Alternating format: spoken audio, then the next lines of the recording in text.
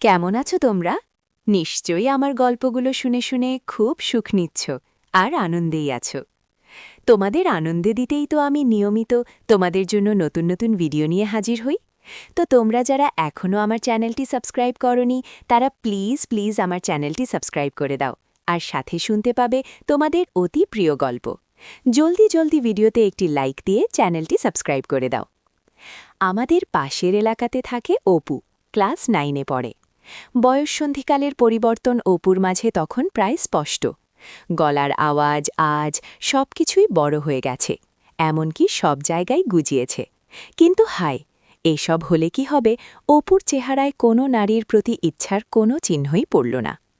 অপু দেখতে অনেকটা সরল শিশুর মতোই ছিল। কেউ দেখলেও ভাবতে পারবে না যে এই ছেলেটি নিজেকে নিজে শান্ত করতে জানে। কেউ বুঝত না যে অপুরও একটা ইচ্ছা ছিল। এটাই ছিল অপুর চির দুঃখ। কিন্তু এই দুঃখে অপুর আর বেশি দিন থাকতে হয়নি। অপুর জীবনে তখন এমন একটি ঘটনা ঘটল যা চিন্তা করলে এখনও আমার সারা শরীরে এক ধরনের ফুলকো অনুভব হয়। অপুর জীবনের প্রথম অভিজ্ঞতা। আমার মনে হয় ঘটনাটি লিখে আপনাদের বোঝাতে পারব না, তারপরও আপনাদের বলছি। তাহলে আমি ঘটনাটি শুরু করি, কথাটাও তোমরা আমার সাথে থাকবে শেষ পর্যন্ত। ঘটনাটি অনেক আগের, 2009 সালের ডিসেম্বর মাস। বার্ষিক পরীক্ষার সবেমাত্র শেষ হয়েছে, অনেক ফ্রি টাইম, তার উপর আমাদের গ্রামে প্রচণ্ড শীত পড়েছে। শীতের কারণে ঘর থেকে তেমন বেরো হতে পারছিল না অপু। এমন সময় অপুর আপু নন্দিতা ফোন করে জানালো সে নাকি তার এক বান্ধবীকে নিয়ে গ্রামের বাড়ি আসছে। নন্দিতা অপুর বড় বোন। ও গত বছর ঢাকা ইউনিভার্সিটিতে অর্থনীতি বিভাগে চান্স পায়। তা পড়ালেখার সুবাদে ও ঢাকায় থাকে। বছরে 2-3 বার গ্রামে আসে। এই প্রথম কোনো বান্ধবীকে নিয়ে গ্রামে আসছে, তাই অপুদের ঘরে সবাই আনন্দিত। ঘরে সবাই বলতে অপু, অপুর মা আর তার বাবা ছাড়া তো কেউই নেই। নন্দিতা জানালো ওরা ডিসেম্বরের 20 তারিখে গ্রামে আসবে। বলল থাকবে সপ্তাহখানেক। এটা শুনে অপু তো আনন্দে আত্মহারা।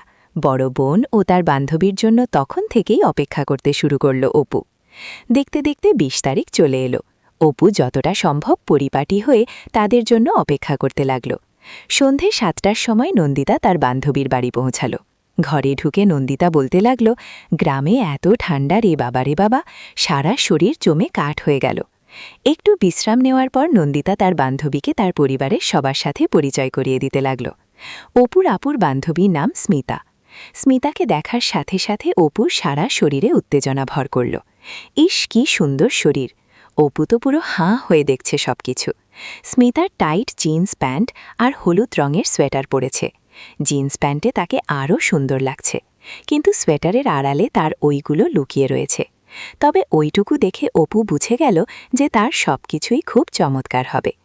নন্দিতা তার মা বাবার সাথে স্মিতার পরিচয় করে দেওয়ার পর অপুর কাছে আসলো আর স্মিতাকে বলল, এই হলো আমার ভাই অপু।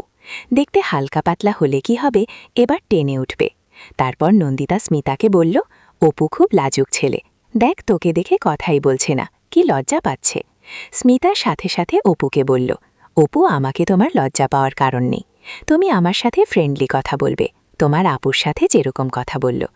অপু মাথা নাড়াল। এভাবে স্মিতার সাথে অপুর প্রথম আলাপ। তো সময় গড়ালো। দেখতে দেখতে 10টা বেজে গেল। অপুর মা ওদের সবাইকে ডাকল খাওয়ার জন্য।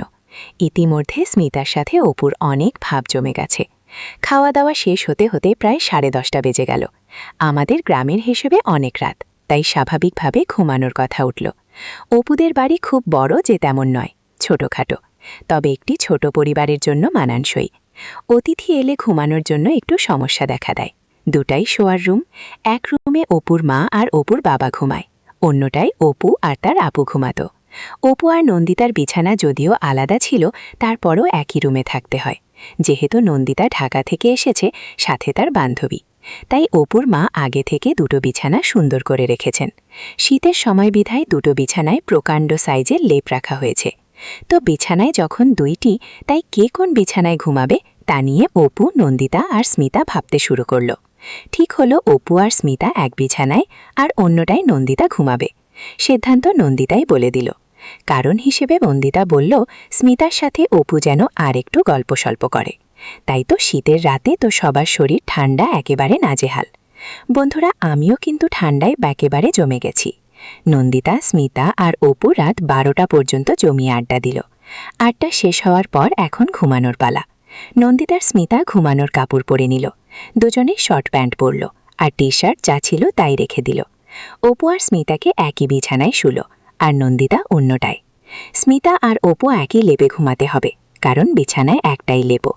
লাইট নিভানোর পর ঘরটা অন্ধকার হয়ে গেল। রুমের ডিম লাইট নষ্ট, যার কারণে রুমটি প্রায় ঘুটঘুটে অন্ধকার। এই অন্ধকারে অপু আর কি করবে? স্মিতার সাথে একটু আংটু গল্প করল। নন্দিতা বিছানায় সবার 10 মিনিটের মধ্যে ঘুমিয়ে পড়ে। নন্দিতার এমন ঘুম যে তার চোখে জল ঢেলে দিলেও সহজেই ঘুম ভাঙে না। আর অপু হল নন্দিতার উল্টো প্রকৃতির। অপুর ঘুম সহজে লাগতে চায় না, ঘুমাতে অনেক রাত হয়ে যায়। স্মিতার সাথে শোয়ার কথা বলে অপু জানালো সেও তার মতো ঘুম অনেক চেষ্টার পর আসে। তো কি করা? স্মিতা আর অপু কনকনে শীতের রাতে এক লেপে শুয়ে গল্প করতে লাগলো। স্মিতা অপুকে বলল, তোমাদের এখানে অনেক ঠান্ডা, লেপেও ঠান্ডা ধরছে না, তাই না অপু? অপু বলল, হ্যাঁ, রাত যত বাড়ে ঠান্ডাও তত বাড়তে থাকে। স্মিতা শুনে ভয় পেয়ে গেল, বলল, হ্যাঁ, আজ না জানি কি ঠান্ডা লাগবে। অপু অভয় দিয়ে বলল, ভয় পাওয়ার কিছু নেই। স্মিতা অপুকে বলল, চলো তুমি আর আমি কাছাকাছি এসে শুই, তাহলে ঠান্ডা কম লাগবে। অপু বলল, সেটাই ভালো হয়। অপু মনে মনে চিন্তা করল, স্মিতা কি বলছে, ও কি চায়? স্মিতা অপুকে কাছাকাছি টেনে নিল। ওর ভরার শরীর অপুর শরীরের সাথে চুম্বকের মতো আটকে গেল। স্মিতার সাথে সাথে লেপের মধ্যে মাথা ঢুকিয়ে নিল। স্মিতা অপুকে এভাবে ধরে বলল, তুমি কি লজ্জা পাচ্ছ? অপু এই সুযোগ না হারাবার ভয় বলল, না না, এখানে লজ্জার কি। এবার স্মিতা অপু আরও কাছে টেনে নিল।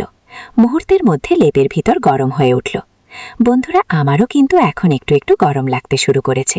তোমাদের কি গরম লাগছে? স্মিতা বলল, হ্যাঁ, এখন একটু গরম লাগছে। আচমকা স্মিতা অপুর এক হাত নিয়ে গেল। অপু মুহূর্তে যেন কেমন হয়ে গেল। অপু ধরে বুঝল এটি মনে হয় পৃথিবীর সবচেয়ে বড় চাওয়া জিনিস। অপু সাহস করে সামনের দিকে আগালো। স্মিতা তখন অপুকে আস্তে আস্তে কানে কানে বলল, তুমি আমাকে গরম করে দাও। অপু স্মিতাকে বলল, তাই হবে। স্মিতা আর অপু শুরু হয়ে গেল। এরপর ল্যাপের ভিতর টর্চ চালিয়ে স্মিতার সাথে অপু শুরু করল। অপু আর স্মিতার ইচ্ছা পূরণ। স্মিতা যা বলল অপু তাই তাই করল। অপুর মনে হলো সে যেন স্বর্গের স্বাদ পেল। স্মিতা বলল, আজকের মতো এখানেই শেষ। লেপ থেকে মাথা বের করে অপু দেখল নন্দিতা নাক ডেকে ঘুমাচ্ছে। স্মিতা অপুকে বলল, চলো আমরা আজ পাশাপাশি ঘুমিয়ে যাই। পরদিন সকালে অনেক দেরিতে ঘুম ভাঙল অপুর। দেখল লেপের অন্য প্রান্তে স্মিতা নেই। কি কারণে নিজেকে অনেক ফুরফুরে মনে হলো অপুর। এরকম ভালো মনে হয় কোনোদিনও লাগেনি অপুর। গতকাল রাতের কথা একবার চিন্তা করল অপু। নিজেকে বিশ্বাস করতে পারছিল না অপু। স্মিতার শরীর অপুর চোখে আরও একবার ভাসল। এরকম আকাশ পাতাল ভাবছে অপু। হঠাৎ করে নন্দিতা রুমে এসে ঢুকল। এসে অপুকে বলল, বাবু সাহেবের কি ঘুম এতক্ষণে ভেলেছে? অপু অবাক হওয়ার মতো হয়ে বলল, কেন, কই দেরি হয়েছে? আমার তো মনে হয় এখন 7টা বাজে। নন্দিতা অপুকে বিদ্রুপ করে বলল, তোর তো মাথা মুটু সব নষ্ট হয়ে গেছে, 9টা বাজে, যা লাফ দিয়ে বিছানা থেকে ওঠ। আমরা একসাথে পিঠাপুলি খাওয়ার জন্য অপেক্ষা করছি। অপু বিছানা থেকে ওঠার জন্য তাগদা অনুভব করল। কিন্তু যতই হোক শীতের সকাল বলে কথা, সাথে সাথে তো কেউ শোয়া থেকে উঠতে পারবে না, তাই না বন্ধুরা? তাই আরও 5-10 মিনিট বিছানায় গড়াগড়ি করে অপু উঠল। উঠে সোজা বাথরুমে। সকালের নিত্যকর্ম শেষ করে বাথরুম থেকে বের হলো অপু। বের হয়ে সোজা গেল খাওয়ার রুমে। খাওয়ার রুমে ঘরে সবাই বসে আছে, শুধু অপুর বাবা বাদে, কারণ সকালে তাকে অফিসে যেতে হয়। তাই খাওয়ার রুমে টেবিলে স্মিতা, নন্দিতা আর অপুর মা টেবিলে পিঠাপুলি এতগুলো সাজানো। প্রথমে অপুর চোখ স্মিতার চোখে পড়ল। স্মিতা মুখে মৃদু হাসি। স্মিতাকে অনেক হাসি খুশি দেখছে। অপু স্মিতার পাশে চেয়ার টেনে বসল। এভাবে কিছু সময়ের মধ্যেই গল্প আড্ডার ফাঁকে সব পিঠা শেষ হয়ে গেল। খাওয়ার পর নন্দিতা অপুকে বলল, হ্যাঁ রে অপু, তোর সাথে অনেক দিন হলো সাপলুডু খেলিনি, চল চল না একসাথে হয়ে যাক, স্মিতাও আছে, অনেক মজা হবে। তারপর কিছুক্ষণের মধ্যেই অপুলের গতকালের রুমে সাপলুডু খেলা জমে উঠল। তারা 3 জন সাপলুডু খেলছে। অপু বারবার সাপের কামড় খেয়ে নিচে নামছে, কিন্তু স্মিতা আর নন্দিতা সমান তালে উপরে উঠছে। কিন্তু ভাগ্যের কি নির্মম পরিহাস, শেষ পর্যন্ত স্মিতা আর নন্দিতা কেউই জিতেনি, অপু ফার্স্ট হলো। তো বন্ধুরা, আজকের গল্পটি তোমাদের কাছে কেমন লাগলো? ফেসবুকে মেসেজ করে আমাকে জানিয়ে দিও। আর আমার চ্যানেলের অন্যান্য গল্পগুলি শুনে এসো। আর অবশ্যই ভিডিওতে একটি লাইক দিয়ে চ্যানেলটি সাবস্ক্রাইব করে দিও প্লিজ। তোমরা সবাই অনেক অনেক ভালো থেকো আর নিয়মিত আমার গল্পগুলো শুনবে কিন্তু। আমি নিয়মিত তোমাদের জন্য মজার মজার গল্প নিয়ে আসব। আর ফেসবুকে আমার সাথে আড্ডা দিতে জলদি ডেসক্রিপশনে দেওয়া লিংক থেকে ফেসবুকে আমাকে মেসেজ দাও। বাই।